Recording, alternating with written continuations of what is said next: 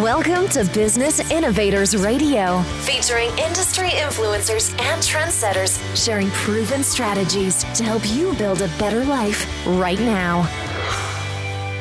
Hi, everyone. This is Dr. Tami Patzer. And today, this is a really exciting guest, Pam Hoffman. She is the brilliant mind behind Everyday Spacer. Pam is not only a best-selling author, but she's also an instructor and a passionate advocate for making space exploration accessible to everyone. She has produced the National Space Society's 14th International Space Development Conference and has been an influential figure in various space, astronomy, and science organizations. Her mission with Everyday Spacer is to show regular folks like me how they can personally and directly participate in space exploration, science, and astronomy. I am really excited today because we're going to take a little deep dive into Pam's inspiring journey and discover how we can all become everyday spacers. Welcome, Pam.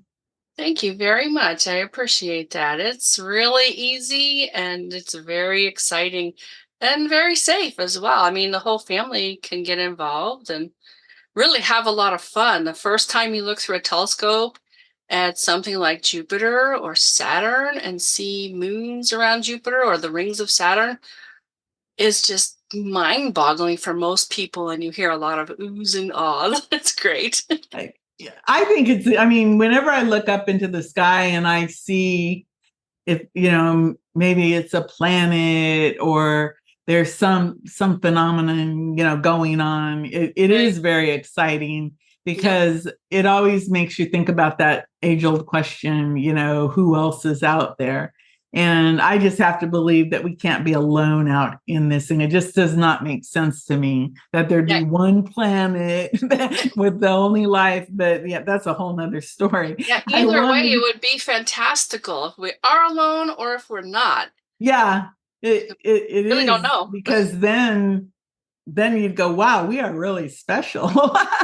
It is very interesting. So tell me, what inspired you to create Everyday Spacer, and what is your mission with this project? Well, thank you very much. The whole inspiration was kind of funny because I created a blog and I really left a placeholder there called Everyday Spacer. I was going to watch for people what they really were interested in, and kind of a marketing thing, really. And it stuck. The Everyday Spacer placeholder kind of grew legs and kind of came alive on its own. It was its own thing after a while. So, okay, let's go with that. I love that because a lot of things that I do, it's this an inkling or an inspiration, and you take action on it. And like you said, I just put a space holder, literally a space holder there, and it becomes, and that is how I was a newspaper editor, and that's always how I viewed my weekly newspaper, was that it took on a life of its own. And so I get that exactly. So you also have a weekly show on Friday nights? Yep, Friday nights at 9 p.m. Pacific time, we go live. We actually broadcast live, and we talk about cool space, topics. There's citizen science projects.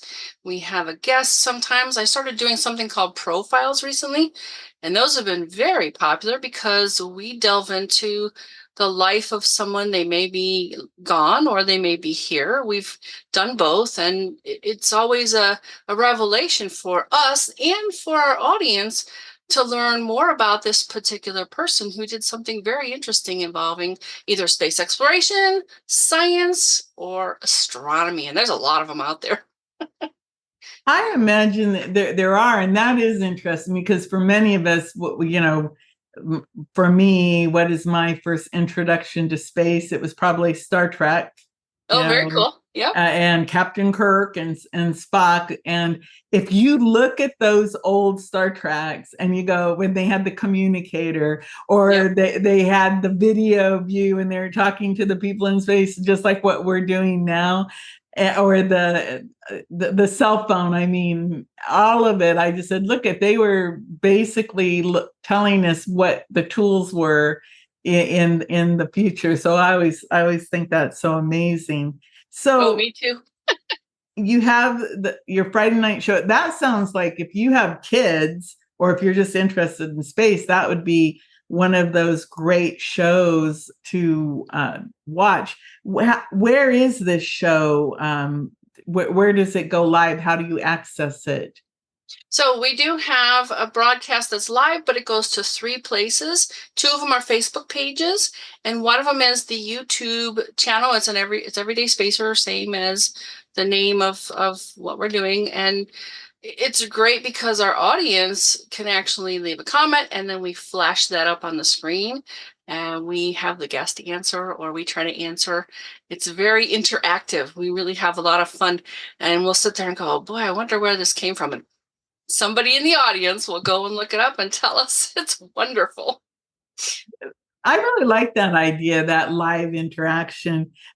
We're on video, and I keep seeing your itty bitty book in the background. Yep. Can you tell me more about that book and what it's all about? Sure. So I was writing a blog for, like I said, I started the blog and it was called Everyday Spacer. Then I had about 300 articles about really things you can do. And I'm talking about really a huge range of things. I mean, you can apply to contests and win prizes and money. You can go out and look at things. You can join other people doing things.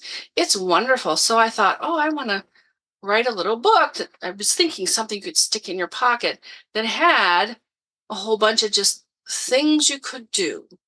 Real simple, like almost a list of things you could do.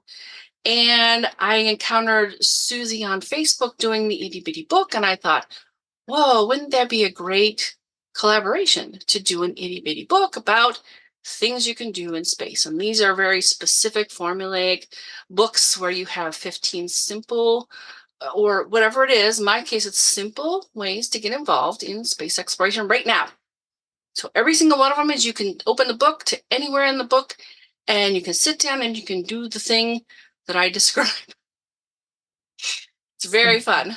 That is really cool because so many people are looking for things to do. I'm going to get a copy of your little itty bit because thank you. I like the concept, explore space now. Yep. Like right now. And I have little grandchildren, 3 and 4, and then I have other grandchildren who are older. But specifically, I think if you start young and, just point out, hey, look it up there and do these fun things related to space. I think I signed up for, there was something where I think you could have your name included in one of these space missions. Yep. And I did that. I sent my grandchildren and mine, and the whole family's names are somewhere on a space. Fabulous.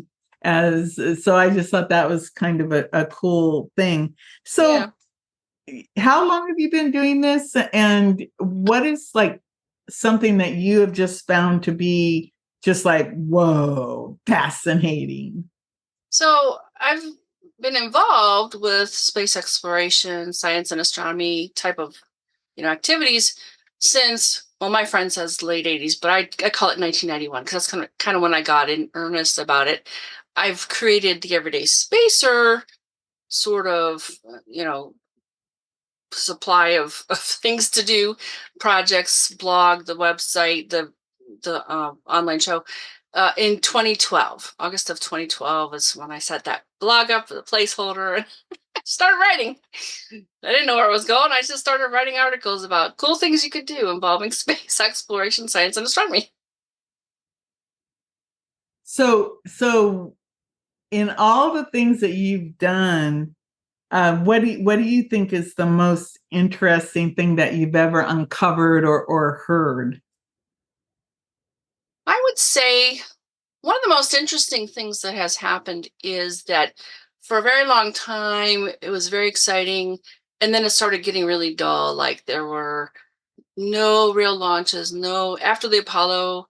And then all of a sudden, we start seeing commercial, like, SpaceX and Blue Origin. And now, and you talked about your grandchildren, I think their lives will be very wrapped up in something involving space exploration, science, astronomy, even if it's staying on Earth and bringing it back to the garden planet that it is. And there's nowhere else in the solar system quite like planet Earth. And we probably would benefit by getting the stuff off Earth that kind of isn't really appropriate to be here.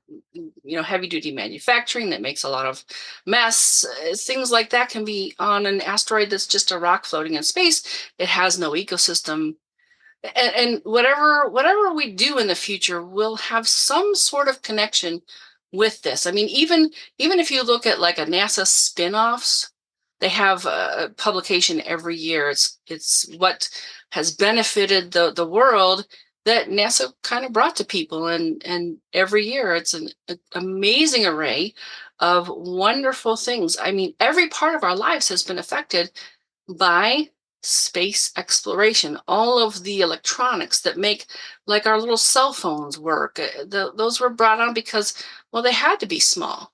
They had to reduce the weight and the space for it to go up there. And I mean, I've read stuff about boats and tennis shoes and just almost anything you can imagine.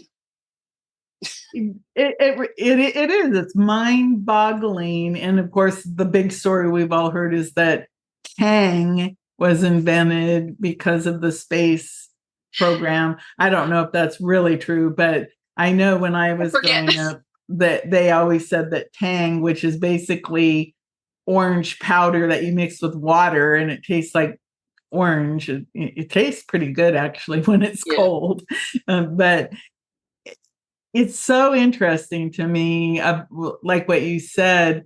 And how cool would it be if all of the pollutants and all of those manufacturing things could be done somewhere else, and so that the Earth could stay, like you said, the garden place or the paradise that it is. When I was little, I used to say I was from Mars.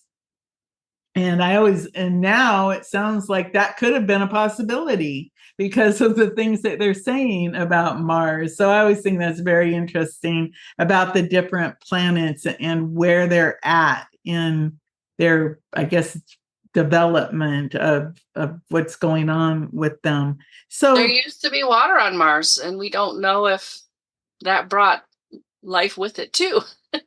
Well, yeah, I mean, the elements of life, what did they say? Water is one of the things that is like a sign that there could be life and, different things. So I think the everyday spacer, it's just, for me, it's just making me, it's like my mind is going, wow, what about this? What about this? Because of it, now I kind of get why it's everyday spacer. It's kind of that double entendre of your space of expanding your mind. And then of course the acknowledging space. What can you tell me the story about this telescope mirror that you worked on? Sure. You actually ground a telescope mirror. Yes. How would you do that? And why would you do that? I took a class. My friend had built one and she was going back to build another one. And if you've heard of something called aperture fever, astronomers want to go bigger and to gather more light. So she was going back and she wanted some company. And it was a very good deal at the time, I think $50. And we worked for about 9 months and everything was supplied with it. We had a wonderful instructor, and he'd been doing this for years. It was the last year he was going to do it. Some people would come back the next year, but that was it. I had to finish. And it's not that hard. It takes some doing. It takes time, and I think an expert would be helpful. There is a place in Los Angeles that you can make a mirror for a telescope right now. And they're going every Wednesday. They hold the class. So it's a possibility out there. And yeah, like I said, it wasn't that hard. It just took some doing, and I think an expert to help would be really, really beneficial. But there are places online that you can go and look and really figure it out on your own if you really wanted to, or you had to, if you were, not very near anything that would even possibly support a telescope making class. That's just such a, I don't know that where I live there, for all I know, there are, now that I'm thinking about it, and all the listeners should go check out what is going on with space and space exploration where you live. But if you can't, you've taught different adult education courses and online workshops. Do you still do that? I haven't done that for a little while. I think things really changed when everything got shut down, and it hasn't quite come back. So maybe I'll look at it again. But I think the Friday night show is wonderful. We do have a lot of people, and just to point out, Tami, that if people do want some help finding these things, because I kind of know the right keywords to use to look for stuff, and I may actually know somebody in your area, I would love to help. And if you're okay with it, I could give my email address, and yeah, give everybody how, number one, we want people to go get your itty bitty book, because that'd be great. That gives you at least 15 simple ways to do your space exploration now. And your email, if you have a website, a Facebook, just give everybody all that contact information, because I'm sure there are people out there that are like, you've sparked that sense of, wow, there's something out there, when again, you can tell how old I am. E.T., remember when, yes. And the little finger, and right. I still remember that because my niece was like 3 years old at the time, and we took her to see that, and she held her little finger up and pointed it. It was so cute. So yes, go ahead and give everybody your contact info. Oh, sure. It's really easy. The best place is Pam, P-A-M, and then the @, little everydayspacer.com. There's an everydayspacer.com website, but the one that's a little bit better with the blog is spacer.pamhoffman.com. So yeah, any of those would be fabulous. And I actually have a freebie for people if they want to write to me for that. What's the freebie? Well, I created something that I call a meteor shower chart. There are 900 meteor showers a year, which 100 of those have been verified, and you'll probably hear about 2 of them on the news. They do actually talk about it, the lean-ins. I've created a chart. It's just one page. You could put it on your wall and look at it every day if you want. It's 13 of the kind of major, or the meteor showers I think would be good to look for. So if someone wants to send me an email, Pam at everydayspacer.com, I will make sure you get a PDF of the meteor shower chart. The meteor shower chart. That's pretty cool. I have to send you a copy. Yeah, you should. Now, are you working on like a science magic show right now? I am looking at doing science magic for little kids, probably at the Boys and Girls Club. We really love the Boys and Girls Club, and we want to support them any way we can. So if it works out, I'm going to start creating, because I think that would be very memorable. And of course, when I've gone to magic shows, how do they do that? And I've kind of had an interest. I figured out some of the magic things. My grandfather did a really cool banana thing. It's like abracadabra, and he opens it up and it's in 3 pieces. It's like, how do you do that? And I found a thing, and it was like, ooh, now I know. Interesting. It's so fun to have the backstory. Yeah, well, magic and space, they just seem to go together. I mean, I think many of us, I'm trying to remember, I'm sure we all made the model of the planets. Yep. That was probably something we did. But I just, and of course, if you're into art, the Starry Night, some of that artwork. and everything. And then, of course, the Trekkies, and of course, if you're younger, you're probably into like Next Generation or whatever the other ones. But I'm like from the old original days. We used to go home from school, Me too. and it would be on, I think, at 4 o'clock. And my friend, she wasn't supposed to have company, and so we'd watch Star Trek, and I'd run, leave before her mom got home from work. So I have lots of kind of cool memories, and then one time her mom came home early, and of course, hey, you're not supposed to have company.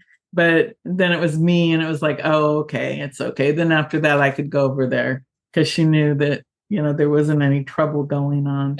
So you being a everyday spacer, do you think that you have a unique personality? Any quirky things we should know about you? Yeah, well, I've got music going on in my head all the time, but I think a lot of people do. Not everybody does. I fixed the toilet with a styrofoam cup once. How'd you do that? It was leaking, and I looked at it. I'm like, oh, cut it up, put it in. Voila, no more leak. I don't know. Just what do they call it? They say I have a knack. I have a knack for mechanical things. Well, I'm one of those people who can't tell their right from their left. Oh no! So somebody like when you said that, I'm just sitting there going, I wonder how she did that, because I don't have that, whatever, that spatial ability. So is the everyday spacer, is this what you do for a living, or do you do something else and this is your big, brilliant hobby? It is a vocation. I would love to do this more professionally. I would love to, take people on tours and show them cool things, really help them enjoy the various things they would like to do involving space exploration. Right now, I am doing something else for actual money right at the moment. Which it's great. I'm helping Susie with the books, with the itty bitty books. So oh, great. It's really nice to help someone with their business, and I've learned a tremendous amount. Well, when we're talking about Susie, everyone, we're talking about Susie Pruden. Susie Pruden. And she is the publisher of your amazing itty bitty books. And yes. I don't know, by now there's probably hundreds of them. Well, in your bio, you have helped produce the National Space Society's 14th International Space Development Conference. So what did you do that sounds like quite an adventure to produce a big conference like that. Yeah, it was a lot of the organizing and bringing the people together and picking the right person for the right job. We'd actually done locally in the Midwest, 10 of them before we actually did the international one. So it wasn't a big stretch. It was more people. It was a little bit more to schedule. And like I said, we had a team. We had folks helping. My daughter helped. She was like 12. Well, that sounds like fun. Yeah, I think it really benefits young people to see you doing what you love. So I think she's very accomplished and happy now because she's doing what she really loves. So it's good. It makes sense. So if somebody is interested in space, what would you say, excuse me, what would you say the basic starter kit should be? If somebody decides, wow, I'm really interested in space, what should they get that wouldn't be very expensive, that they might even have at home to maybe get started with space? I can think that, you can just start by looking up. Yep. But that's a great place to start. Absolutely. In fact, there's a really cool program that's happening right now. They have campaigns that last for 10 days. It starts today. Globe at Night. It's online, Globe at Night. You can go over there and follow the 6 steps and look for the objects that they suggest, because they're trying to come to understand what the world looks like at night from various places in the world. And lots of people contribute to this. What you do is you go outside and you look up in your sky at your area and you report back to the site, or you could report on your phone, Globe at Night. I think it's .org. But if you just do a search for Globe at Night, you'll make a real contribution. We actually heard from someone who's on the board that this is very important work to know what's happening in the world for visibility, being able to see. It's called light pollution. So what is the light pollution around the world for a span of time? So this is a pretty major project that everyone can help with. It's really going outside and reporting what you see. They give you charts and you tell them it's like one or the other. There's about 6 of them, I think. It's a really wonderful, simple way to get started. I do talk about a lot of things in the book. If you're like homebound, you can look up things like astronomy picture of the day. That's chapter 1. I talked about that. And if you go through all the chapters, you'll figure out how to send something to space for free in chapter 15. That's pretty cool. Yes, it is. Again, everybody get a copy of Pam Hoffman's itty bitty book. Tell me the name of it exactly so they can look it up. It's your amazing itty bitty Explore Space Now book. Explore Space Now book. Yep, it's 15 simple ways to get involved this second. And I literally open the book and there's stuff to do. I just think that's phenomenal. So Pam, thank you so much. And before I let you go, is there anything else you'd like to add? I would just encourage people to get the meteor shower chart, because really it's one of the most exciting things that I've found people want to look into. And it's very simple to do. You do want to look for a good spot. And when I say good spot, you want somewhere that's kind of dark. And the meteor showers happen, like I said, there's 13 kind of major ones. It's not every single month, but it is a lot of months of the year. And you can see this from anywhere in the world. One of the other things that would be fabulous for people too is to look for the International Space Station. Ooh. It's very easy to see if it's overhead. Is the knowing where to look.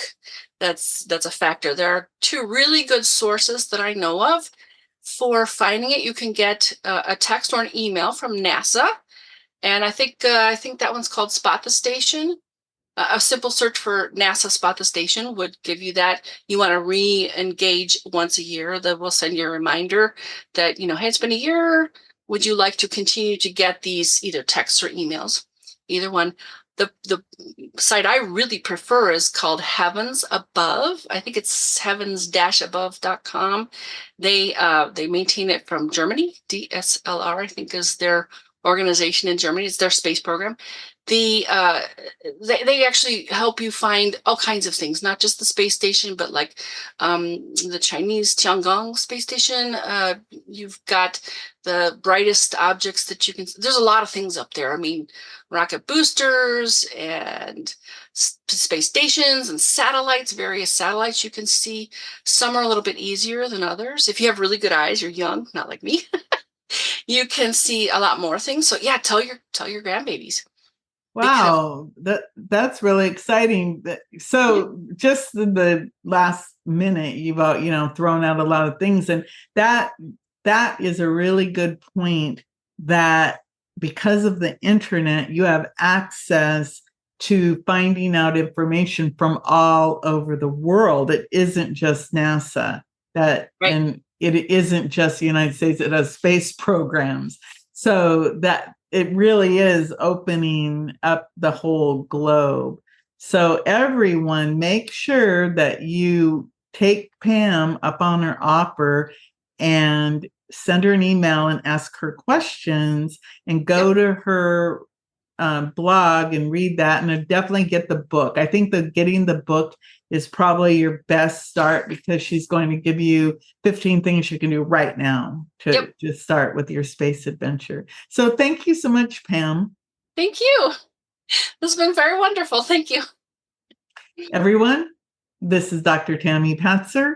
Go make it a wonderful day.